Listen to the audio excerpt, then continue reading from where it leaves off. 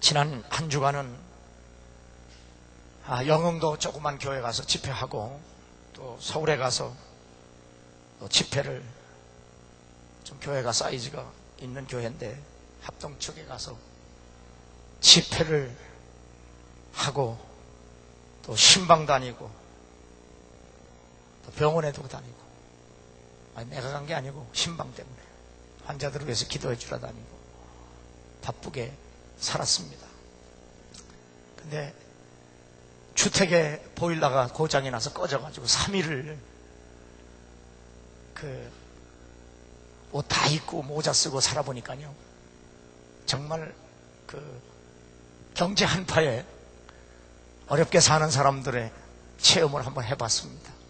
집에 불이 안 들어오니까요, 밖에보다 더 추워요. 제 형님이 지금 암투병하면서 병원에 있는데, 어제 가니까 지금 한 2달째 음식을 잘 못 먹고 이렇게 주사만 맞고 있다 보니까 절 보고 그래요. 어머니가 살아계실 때 만들어 주었던 음식, 그런 게 먹고 싶고 생각이 났네요. 그러면서 어머니가 만드는 음식 그 과정을 다 외우고 있어요. 그러면서 그렇게 그냥 누워만 있으니까 생각이 항상 어머니가 만들어준 그 음식만 먹고 싶다, 그런 얘기를 해요. IMF를 지나면서 사회적인 사람들의 이슈는 아버지였어요. 그래서 가시고기 같은 소설책도 나오고요. 아버지에 대한 가치가 다시 재조명되기를 시작했습니다.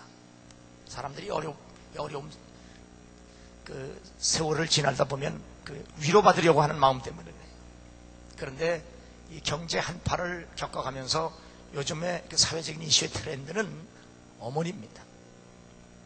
그래서 연속극에서도 어머니에 대한 주제, 엄마가 뿔났다, 그런 것들, 또 가족의 얘기들, 또 소설에서도 엄마의 얘기, 그리고 연극 영화에서도 어머니의 소재가 요즘 이슈가 되고 있습니다. 그만큼 사람들이 어렵고 힘들고 고통스러우면 그렇게 위로받고 싶은 마음이 바로 부모로, 자식으로, 친구로, 사람으로 이렇게 나타나게 됩니다. 그런데 진정으로 우리를 위로할 수 있는 것은 부모도 아니고 자식도 아니고 돈도 아니고 세상도 아니고 그리고 환경도 아닙니다. 우리 주님은 우리에게 분명히 말씀합니다. 살리는 것은 영이니 육은 무익하다. 잠시는 될지 모르지만 궁극적으로 우리는 그렇게 되지를 않습니다. 오늘 그래서 성경 본문에서 보면 사도 바울이 피차의 믿음 안에서, 무엇을 믿음으로? 예수 그리스도를 믿음으로, 무엇을 믿음으로? 복음을 믿음으로 우리가 피차의 믿음 안에서 위안을 받기를 원한다. 진정한 우리의 위로는 오직 예수 그리스도, 복음밖에 없다는 사실을 사도 바울은 로마 교인들에게 편지로 보내고 있습니다. 예수 그리스도의 은혜와 평강이 여러분과 함께하기를 주의 이름으로 축원합니다. 저희 교회가 교육관을 짓고 이제 화재가 났을 때, 불이 났을 때 집회 갔다 와보니까 3층에 누가 석유를 깡통에 담아가지고 부어대고 불을 거대서 원인 모를 화재를 한번 만났었습니다. 집회 갔다 와 보니까 그 불탄 모습과 자리를 보니까 참 황당하고 어떻게 말로 표현할 수 없는 그런 고통스러운 마음이었습니다.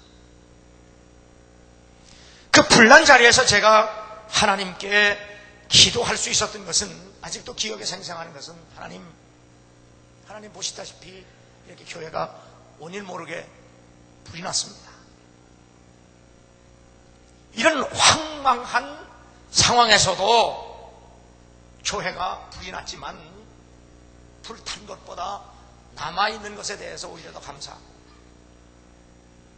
그리고 더 감사한 것은 하나님께서 내 마음속에 은혜로 주신 그 믿음이, 예배당 건물은 불타도 주님이 우리에게 은혜로 주신 이 믿음은 여전히 남아있기 때문에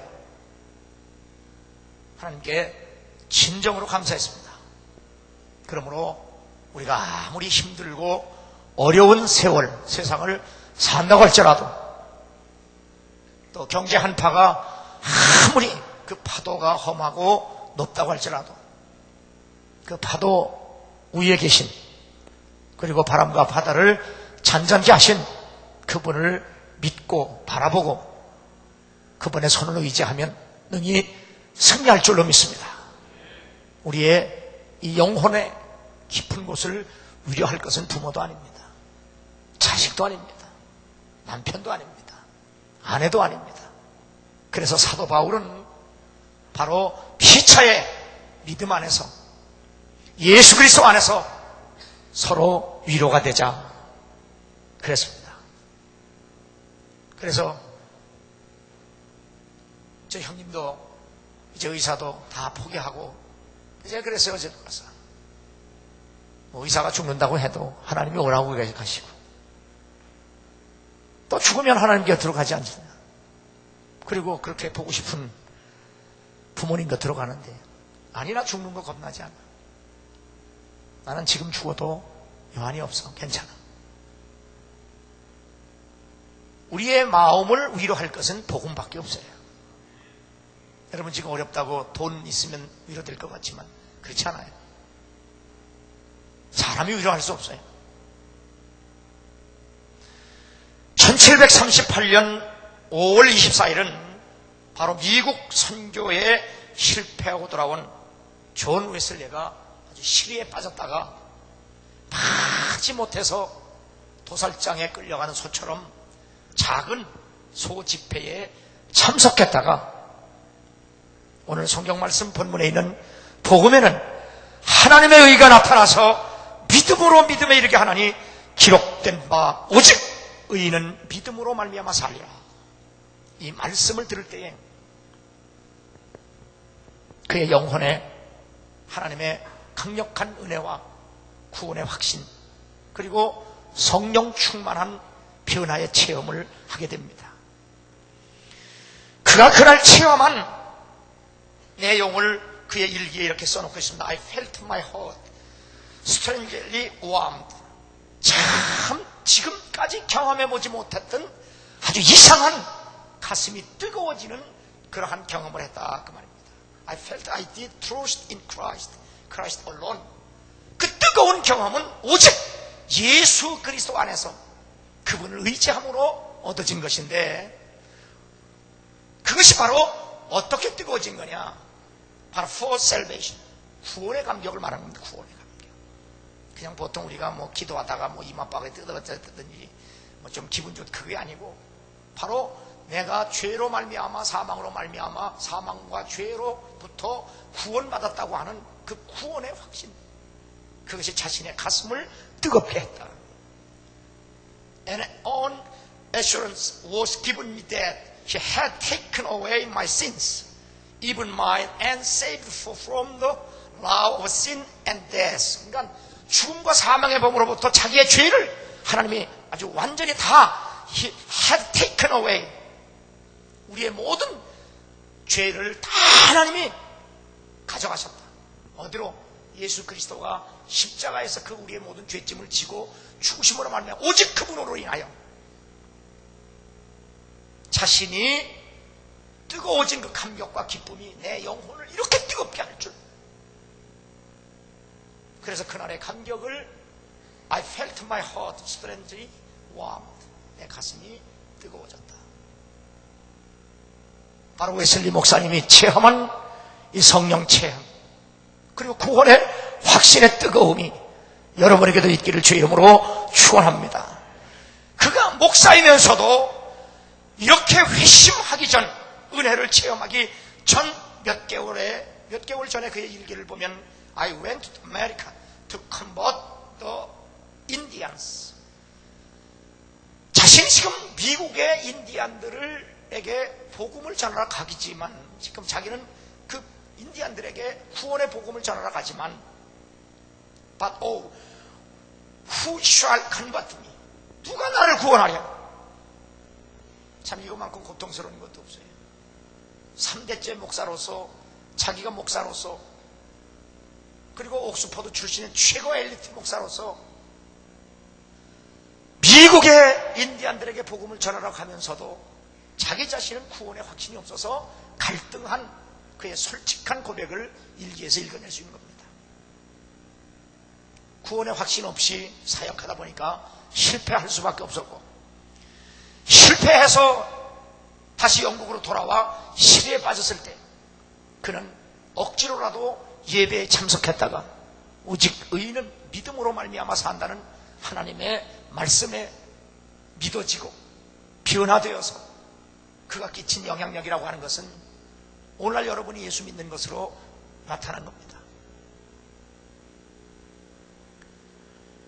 로마서 1장 17절 복음에는 하나님의 의가 나타나서 믿음으로 믿음에 이르게 하나니 기록된 바 오직 의인은 믿음으로 말미암아 살리라.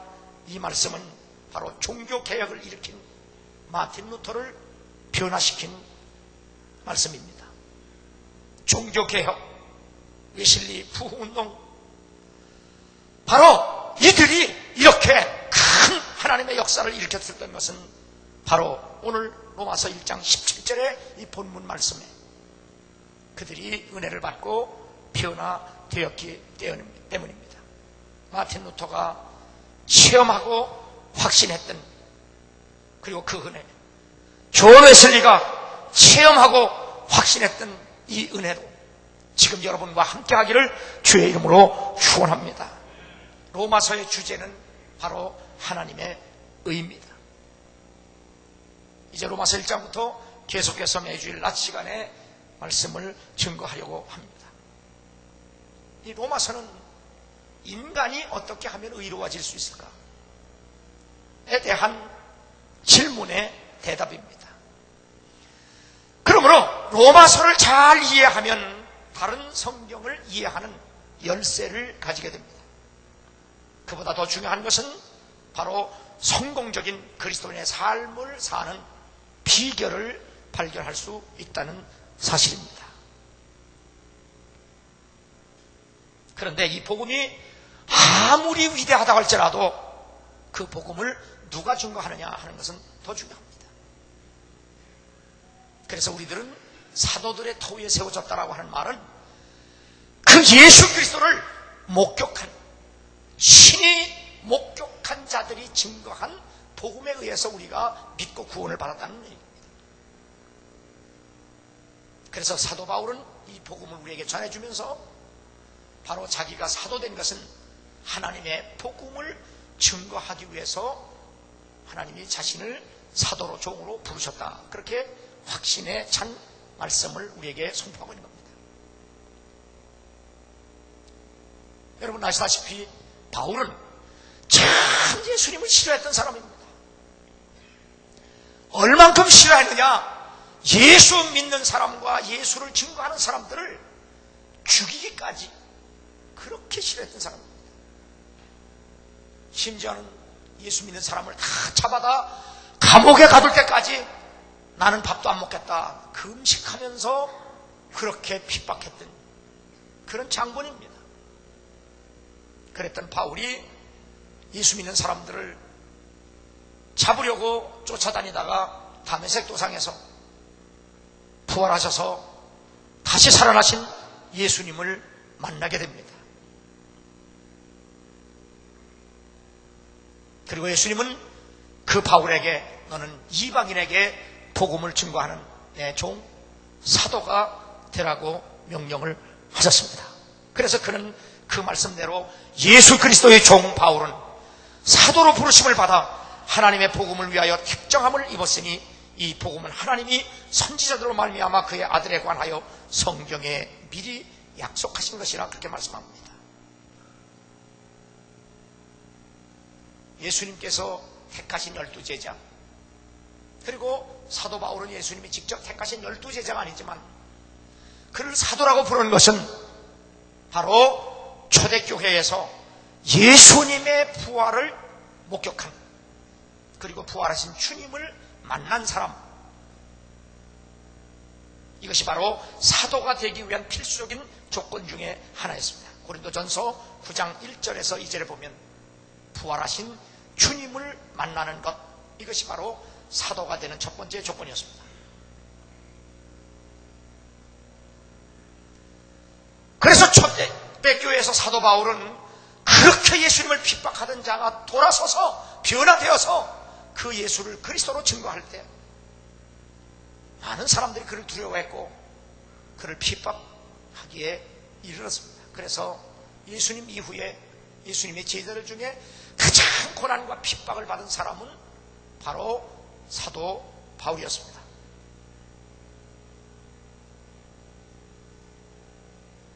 사도뿐만 아니라 그 후에 목사, 복음 전하는 자, 제자들, 그리고 우리 모두에 이르기까지 우리는 우리 죄 때문에 십자가에 죽으시고 다시 살아나셔서 우리가 있어야 할 것을, 가야 할 곳, 하나님 나라를 준비하시고 다시 재림하실 때까지 우리는 그 예수 그리스도를 증거해야 하는 사명을 사도, 목사, 일반 성도 관계없이 우리는 그리스도의 제자로 그 복음을 증거하며 살아야 될 줄로 믿습니다. 그러려면 바로 예수를 그리스도로 믿는 믿음과 함께 내가 구원의 확신을 성령의 능력 안에서 은혜로 받을 때 우리는 이 사명을 능히 감당하고도 남게 될 줄로 믿습니다.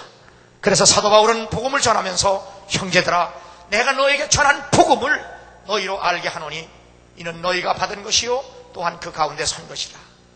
너희가 만일 나의 전한 그 말을 굳게 지키고 헛되이 믿지 아니하였으면 이로 말미암아 구원을 얻으리라. 내가 받은 것은 먼저 너에게 전하였노니 이는 성경대로 사흘 만에 다시 살아나신 그분을 믿는 거다라고 말씀합니다. 우리가 요한계시록을 사람들이 다 읽기를 두려워하고 배우기를 두려워하고 겁을 냅니다. 왜냐하면 거기에는 세상과 사탄과의 무서운 전쟁이 기록되어 있기 때문에 사람들은 요한계시록을 읽기를 그리고 배우기를 두려워합니다. 그러나 요한계시록은 복음입니다.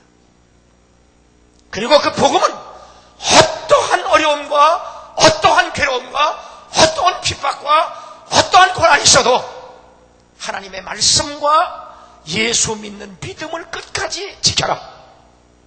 이 격려의 편지입니다. 그러므로 우리가 경제의 한파를 겪고 살아가는 이 시대에도 복음은 변함없이 우리에게 생명이 되고 또 은혜가 되고 능력이 되어서 그 복음을 의지하고 살면 모든 세상의 한파와 그리고 파도를 능히 이겨내고 극복하고 넘어가고 그리고 정복하고 다스리며 승리하며 살아가게 될 줄로 믿습니다. 두 번째는 무엇을 증거하느냐 하는 것도 중요합니다. 오늘 성경에 보면 사도 바울은 복음을 전한다. 하나님의 복음, 그리스도의 복음을 전하는 자라고 분명히 말합니다. 그리고 나는 이 복음을 결코 부끄러워하지 않는다. 왜 사도 바울이 자신을 변화시킨 이 복음을 나는 부끄러워하지 않겠다고 하는 말을 왜 했겠을까?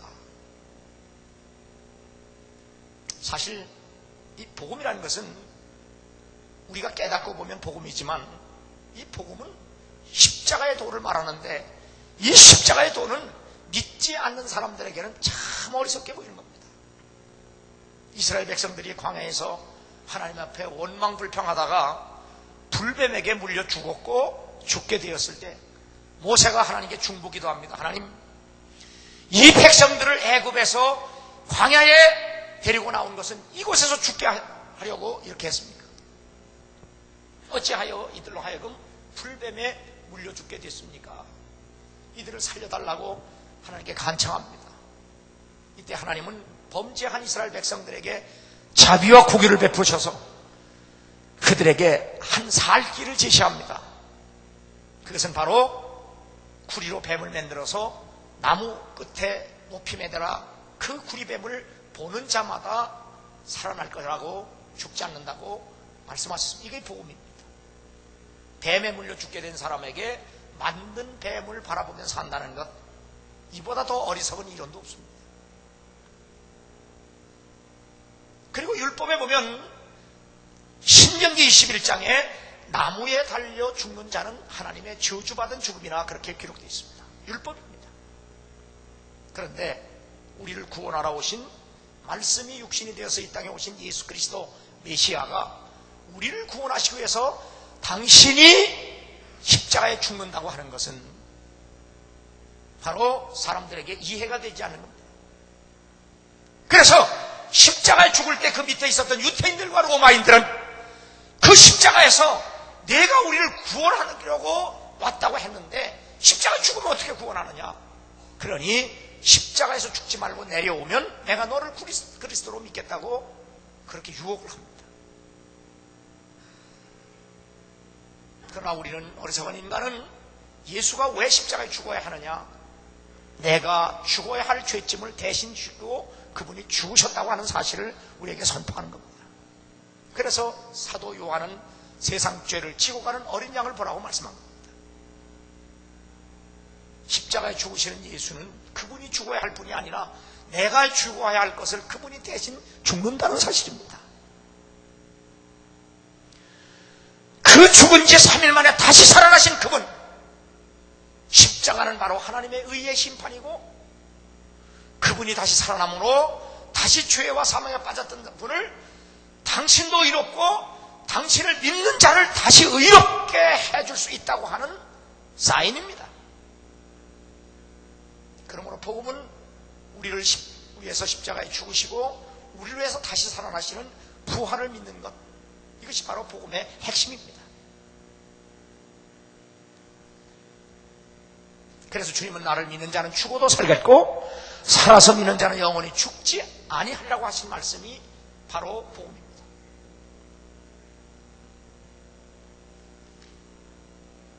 그런데 이 복음이 로마 사람들에게는 참 연약하게 보였습니다. 그렇지 않겠어요? 로마는 세계를 제패한 이 군사와 정치의 권력의 최고를 가지고 있는 사람들인데 만왕의 왕이라고 하는 분이 십자가에 죽는다고 하는 이 도, 그것도 우리를 살려주기 위해서 십자가에 죽는다는 것은 로마 사람들에게는 정말 믿어질 수 없는 겨자씨와 같이 보여지는 겁니다. 헬라 사람들의 철학 얼마나 발전됐습니까? 지금 우리가 다 철학 공부하는 건 다 헬라 철학입니다. 그런데 그 철학으로 보면 이 십자가의 도가 얼마나 어리석습니까? 살려줘야 할 사람이 죽는다는 건 이 역사를 철학 가지고 이해하지 못합니다.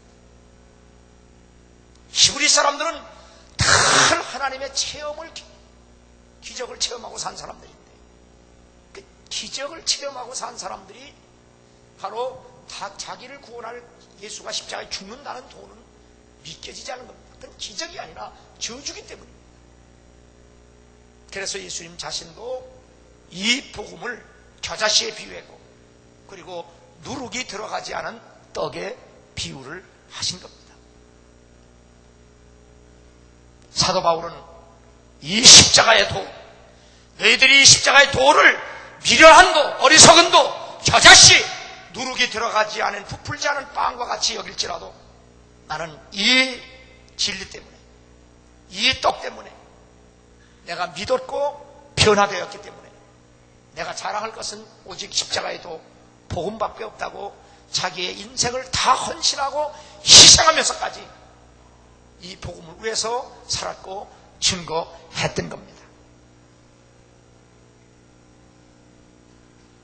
예수님 때만 그런 것도 아니고 사도시대 때만 그런 것도 아니고 우리가 사는 이 시대도 마찬가지입니다.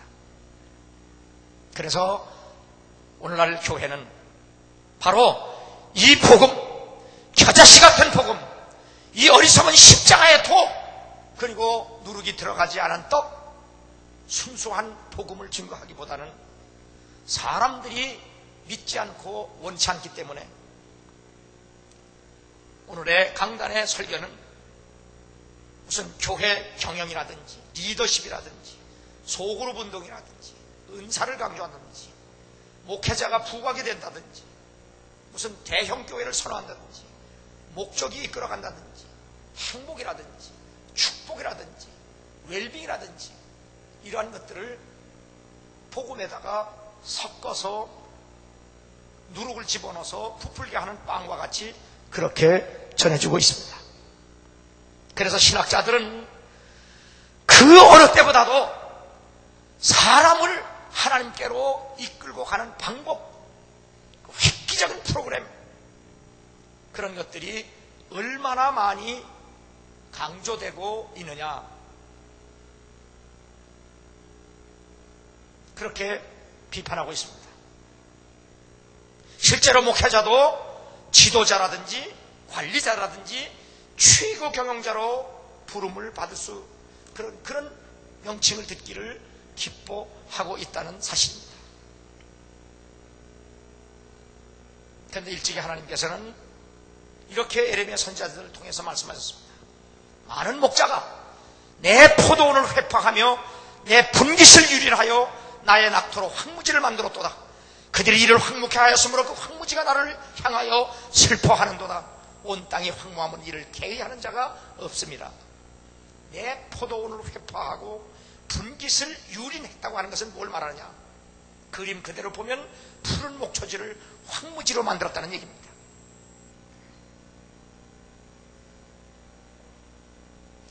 이것은 바로 하나님의 종들이 하나님의 양들을 돌보지 않았기 때문에 그런 현상이 발생했다는 사실을 얘기합니다. 제가 몇 년 전에 필리핀에 가서 집회한 적이 있습니다. 목회자들 300명을 모아놓고 이제 집회를 하는데, 필리핀 목회자들은 주로 캐톨릭 영향을 받았기 때문에 필리핀 전체가 다 그렇습니다. 캐톨릭 국가이기 때문에 성경을 읽지를 않습니다. 배우려고도 하지 않고. 그래서 내가 300명 모인 목사님들에게 지금까지 평생 예수 믿고 목회하면서 성경을 한 번 이상 읽은 사람 손 들어봐. 한 명도 없어요. 그럼 너희들은 왜 성경을 안 읽느냐 했더니 자기들은 성경을 안 읽고도 다 안 돼요. 캐톨릭 영향받아서 그래요. 캐톨릭은, 우리 개신교는 우리 신앙의 표준이 성경입니다. 그런데 캐톨릭은 신앙의 표준이 교회예요, 교회. 그래서 교황의 권위가 그렇게 좀 큰 겁니다. 그런 영향을 받다 보니까 필리핀 개신교인들조차도 성경을 그렇게 귀하게 여기지 않습니다. 그러다 보니까 필리핀에 가서 집회하는 게 참 힘들어요. 그래서 제가 필리핀 교인들은 찬송은 잘해요. 그래서 제가 살아계신 주를 30분 동안 그들과 함께 30분을 영어로 30분을 불러 30분. 집회가 안 돼요. 기도도 안 해요. 그냥 이렇게 서서 눈 뜨고 발만 흔들어요. 우리 교회도 그런 사람 2사람 있는데 참 집회하기 힘들어요. 우리 옆 사람 인사해. 다리 흔들지 말고 기도하자. 그냥 집회하기가 얼마나 어려운지 말씀 전하기도 어렵고 참 은혜가 안 되고. 그래서 제가 찬송은 잘하니까 성령이 역사하셔야지 이거 뭐 사람이 힘으로 할 수 없어. 찬송을 30분 부르고 다시 기도를 시켰더니 성령이 역사하시는데 얼마나 회개 역사가 일어나는지 몰라요. 그랬더니 필리핀 사람들은 절대로 무릎 꿇고 기도하지 않습니다. 그런데 은혜가 들어가니까, 성령이 역사하시니까 누가 시키지 않아도 그저 3사람 4사람씩 서로 부둥켜 안고 손을 붙잡고 둥그렇게 둘러서서 무릎을 꿇고 기도하는데요. 그러다가 90세가 넘으신 할아버지 목사님 한 분이 뒤로 뻥 나가 떨어지는 거예요.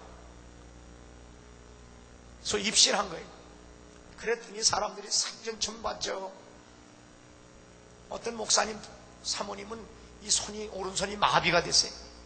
마비가 돼서 이 반신불수로 사는데 그 찬송 부르다가 손이 갑자기 떨리더니 하늘로 향해서 떨고 한참 떨더니 깨끗해졌어요.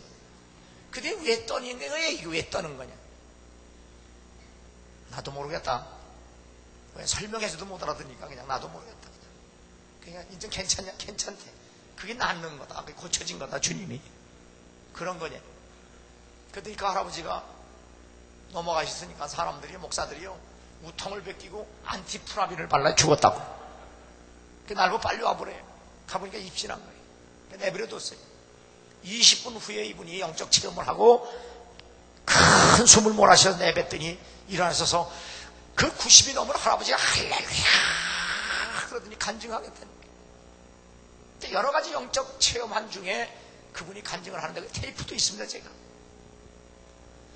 이 필리핀 목회자들이 교인들에게 하나님의 말씀으로 양육을 잘못했는지 먹인 것이 없었는지 필리핀 교인들의 모습이 아주 비루먹은 양, 피골이 상접한 아주 비루먹은 양으로 보이더라는 겁니다. 그래서 그 목사님, 할아버지 목사님이 내 90평생에 이런 경험을 처음 해봤는데 우리가 너무 목회를 잘못했다고 회개하는 거예요. 그러니 목사들부터 하나님 말씀으로 돌아가서 그 말씀을 먹고 그 말씀으로 교인들을 잘 가르치자. 그렇게 울면서 간증하는 것을 제가 직접 봤습니다. 오늘 하나님께서 예레미야 선지자들을 통하여 왜 교회를 회파하고 목장을 이렇게 회파하느냐? 교인들을 먹이고 양들을 먹이고 키우고 돌보는 일을 하지 못했다고 하는 것 때문입니다. 시편 100편 3편에 보면 여호와가 우리 하나님이신 줄 너희는 알지어다. 그는 우리를 지으신 자시요 우리는 그의 것이니 그의 백성이요 그의 기르시는 양이로다. 하나님은 베드로를 어부인데 주님은 어부인 베드로를 당신의 양을 맡아서 먹이고 키우고 돌보라고 그에게 목자로 부르셨다는 사실입니다. 그럼 양을 먹이고 양을 키우고 돌보는 일이 뭐냐? 오직 생명의 떡인 복음밖에 없다는 사실을 믿으시기 바랍니다. 예수께서 디베라 바닷가에서 기적을 행하셨습니다. 그것은 물고기 2마리와 떡 5덩이로 기적을 행하셔서 5,000명을 먹이고도 12바구니 남긴 기적입니다. 말씀 그대로 기적입니다. 수많은 사람들, 그 5,000명의 군중이 예수님이 베푸신 기적을 체험하고 그 예수님을 따라다닙니다. 이때 예수님은 그들을 향하여 이렇게 말씀합니다. 그 떡을 먹고 배부른 까닭 때문에 나를 따라다니느냐? 아니면 그 오병 이어의 기적의 의미를 알고 나를 따라다니는 거냐? 주님이 원하시는 것은 그 떡을 먹고 배부른 까닭 때문이 아니라 그 오병 이어의 기적의 의미를 알고 주님을 따라다니기를 원했던 겁니다. 그래서 주님은 이스라엘 백성들이 애굽에서 종살다가 하나님의 은혜로 광야에 나와서 가나안 땅에 들어가기 전에 40년을 그 광야에서 사는 한 동안 그들의 먹을 양식은 뭡니까? 하늘에서 떨어지는 만나였습니다. 기적의 떡입니다. 땅에서 나는 양식이 아니라 하늘로부터 내려오는 양식을 먹게 한 이유가 뭐냐? 이유가 있습니다. 그 만나가 하나님의 말씀이 아니라 하늘로부터 내려오는 양식을 통해서 떡을 통해서 우리에게 무엇을 가르치려고 하고 무엇을 사인하려고 하느냐? 사람은 떡으로만 못 살고 하나님의 입으로 나오는 말씀으로 산다는 것을 가르쳐주기 위해서 하늘로부터 오는 떡으로 먹고 살게 하신 그 사인입니다. 그러므로 만나는 사람은 하나님의 말씀으로 살아야 살 수 있다고 하는 사인입니다. 그러면 예수님이 베푸신 오병의 기적은 뭡니까? 바로 그 오병의 기적의 떡은 하늘로부터 내려진 만나와 같은 겁니다. 왜? 하나님이 주신 것 때문에.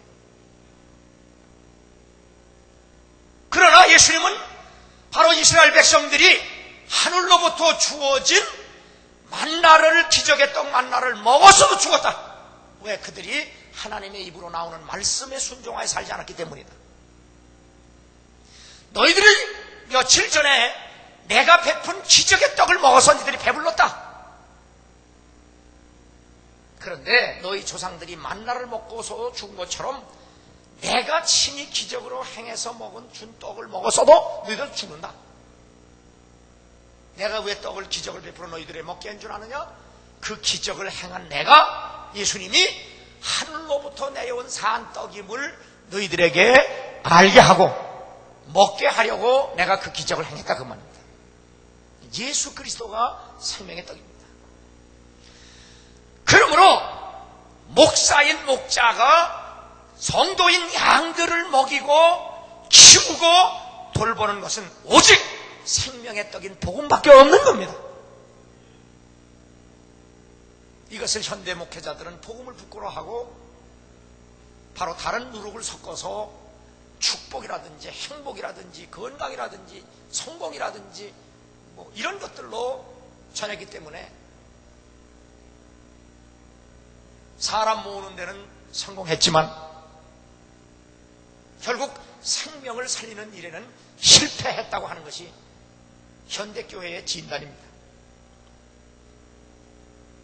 그래서 사도 바울은 내가 복음을 부끄러워하지 아니하노니 이 복음을 모든 믿는 자에게 구원을 주신 하나님의 능력이라. 나는 세상 사람들이 보기에 어리석은 십자가의 이 도를 믿음으로 말미암아 구원에 이른 그 능력의 체험이 웨슬리가 감리교회를 세우는데 그 웨슬리 목사님이 체험했던 내 가슴이 이렇게 뜨거울 수 없다. 이 구원의 확신이 여러분에게도 있기를 주의 이름으로 축원합니다. 사도 바울은 이 복음을 증거하기 위해서 자신의 인생뿐만 아니라 자기가 소유한 모든 재산을 다 헌신했습니다. 희생했습니다. 그것은 바로 복음이 위대하다는 증거입니다. 사도 바울은 본래 복음을 그렇게 위대하게 보지 않았습니다. 그러나 그가 부활하신 주님을 만난 이후로 그 복음을 위해서 그는 생명까지도 희생을 했습니다.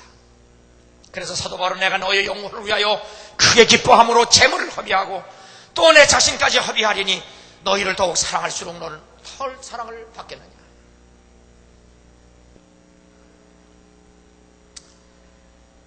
지난 주간에도 제가 영도 조그만 교회에서 집회하는데요. 요즘은 집회를 해도 옆에 교회 안 옵니다. 안 와. 참 이젠 은혜 하도 먹고 배가 불렀는지 은혜를 해도 사모하지도 않고. 그런데 그 수요일날은 그래도 옆에 교회에서 비슷한 사이즈인데 그래도 목사님이 교인들 몇십 명 끌고 장로님들하고 수요 예배를 여기서 같이 드리자 그래서 왔어요. 그랬더니 그 교회 장로님 한 분 계신데요. 인사를 하는데 울면서 인사해요. 참 감사하다. 옛날에는 부흥회 하면요 옆에 교회 뭐고 그냥 교회 와서 잤어요. 그냥 잤어. 떡 해먹고 밥 해먹으면 자면서는 그냥 은혜 받기 위해서. 참 그렇지만 옛날에 할머니들은 나 같은 죄인이 용서 한 받아서 그렇게도 안 했어요. 옛날 내가 어려서부터 부흥회 가보면 그저 할머니들이 은혜 받기 위해서 그냥 나 같은 쌍년이 용서 그렇게 은혜를 사모했는데요. 요즘 그랬다간 큰일 납니다. 큰일 나요. 그냥 오지도 않고. 그러니까 얼마나 그 감격했으면 장로 울면서 고맙다고 그랬어요. 저도 옛날에 이 교회에서 저는 이 교회밖에 몰라요. 개척해서 때까지 왔는데 부흥회 댕기면 그죠? 교인들도 부부가 와서 한 번씩 오고 저녁에 은혜 받고 가고. 어떤 부부는 제가 이 부흥회 가면 제일 힘든 게 이 잠자리입니다. 이 베개 높이 이런 겁니다. 그냥 그 침대도 색깔도 다르고 그냥 어떤 건 아주 얼마나 물렁물렁하지 빠져가지고 나오지도 않고 어떤 건 딱딱해가지고 그냥 등에 부러질 것 같고 하여튼 어떤 건 짧아가지고 다리가 더 길고 아주 참 불편해요. 그래서 우리 교회 권사님 부부가 아주 이불하고 베개 붙들고 따라도 댕겨본 적이 있어. 성가대원들 중에는 중창단도 만들어가지고 와서 노래도 부르고 왔다가도 가고 부부들이. 긴 병에 소자 없다고 참 이제는 가거나 말거나 오거나 말거나 그까지 내배 부르니까. 지난주에 영등도에서 하니까 우리 박갑수 장로님하고 이영식 장로님 한번 왔더라고. 얼마나 눈물 겪고 감사한지. 참 전 세상이 그래요. 전하는 자도 순보고 만전하고 듣는 자도 사모하는 마음도 없고. 그거 회복해야 돼요. 그래서 사도 바울이 너의 그리스도의 복음을 진실히 믿고 복종하는 것과 저희와 모든 사람을 섬기는 너의 후한 연보를 인하여 하나님께 영광을 돌리고 또 저희가 너희를 위하여 간구하며 하나님의 너희에게 주신 지극한 은혜를 인하여 너희를 사모하느니라. 말할 수 없는 그의 은사를 인하여 하나님께 감사합니다. 사도 바울은 자신이 복음을 증거하면서 그 복음의 가치 때문에 자기의 인생과 재물까지 다 희생했지만 자기가 전하는 복음을 받는 사람들을 위해서도 늘 감사하고 기도했어요. 그리고 자신이 전한 복음으로 말미암아 믿음 안에 굳게 선 그들을 인하여 얼마나 기뻐하고 감사한지 몰라요. 초대교회 사도들은요, 그 예수 믿는 믿음을 잘 간직하고 지키고 그 사람들을 볼 때마다 내 더 이상 기쁨이 없다고 그랬어요. 근데 그건 그것만 아니라 하나님도 마찬가지. 하나님을 기쁘시게 하는 믿음밖에 없나니. 주님도 갈릴리 예루살렘에 다니면서 믿음 있는 사람을 만날 때 남녀노소를 구별하지 않고 얼마나 기뻐했는지 몰라요. 오늘 고린도 후서 9장 13절에서 15절까지도 자신들이 복음을 전했을 때 그 복음을 받은 사람들의 반응, 그들도 복음의 귀한 것을 알고 구원의 확신 속에서 그들이 봉사하고 헌신하는 그 모습을 보면서 기뻐하고 감사하는 내용입니다. 디모데는 사도 바울에게 은혜를 받고 사도 바울을 통하여 은혜를 받고 평생 사도 바울과 같이 그 복음을 위해서 자식이 아비에게 함같이 그렇게 돕는 자로 도왔습니다. 에바브로 디도는 자신에게 복음을 전해준 사도 바울과 함께 그 복음을 다시 증거하기 위하여 서포터로 후원자로 자기가 죽을 병에 들어도 자기 몸을 돌보지 아니하고 오직 예수와 복음을 위해서 사도 바울을 후원하는 일에 목숨을 걸었다고 성경은 얘기해요. 브루스길라와 아굴라 부부 집사도 사도 바울과 함께 그 복음을 위해서 목이라도 내어놓을 만큼 충성했다 그 말입니다. 이들은 한결같이 다 복음의 가치를 한 사람들이에요. 그래서 예수님도 나와 복음을 위하여 집이나 전토나 아비나 자식이나 가족이나 모든 재물을 다 희생하고 헌신하고 믿고 따르는 자들은 다 구원받고 영생 얻고 이 땅에 살면서도 하나님이 주시는 은혜와 복 안 받을 수 없다. 다 복 받는다. 그러나 그것 때문에 고난은 겸하여 받는 것도 각오해라. 그렇게 말씀하셨어요.